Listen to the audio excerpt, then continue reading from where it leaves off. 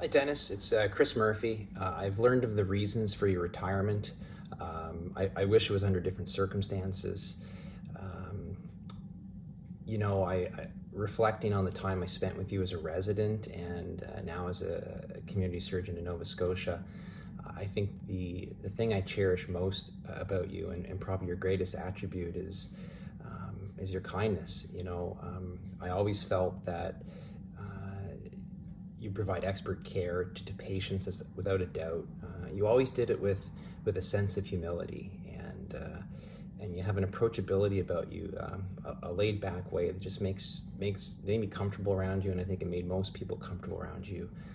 I knew you well as a resident going through the program. I started right around the same time that you did, and I recall seeing your charitable spirit at one point as a PGY1. I was working with Bob Stone, and we were in an OR and it had been overbooked, and we were going to have to cancel a case. There was a room next door that had availability, and I don't think you were even operating that day, but you were available.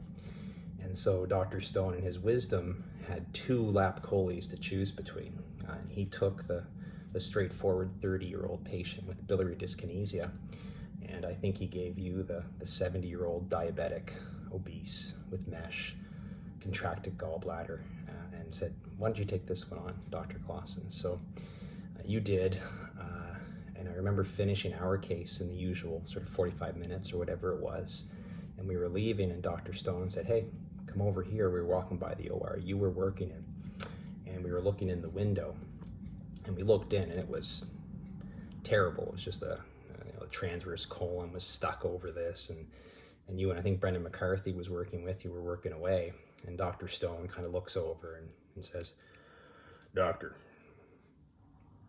the art of delegation.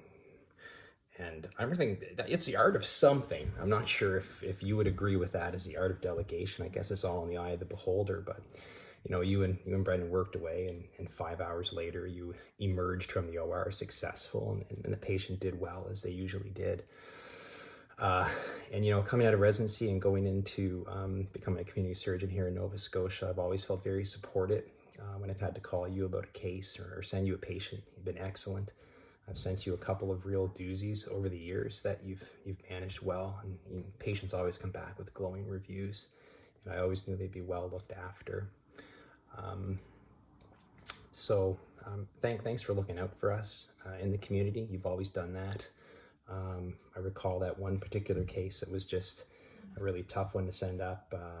Patient with loss of domain and a hernia and a bowel obstruction and Crohn's and a stoma and on biologics, and I felt quite apologetic about sending the patient to you. You weren't even on call. You took the patient. And I remember you saying, if I don't take this type of patient, then I'm not doing my job. And that was just something I always appreciated about you. So I hope you're doing well.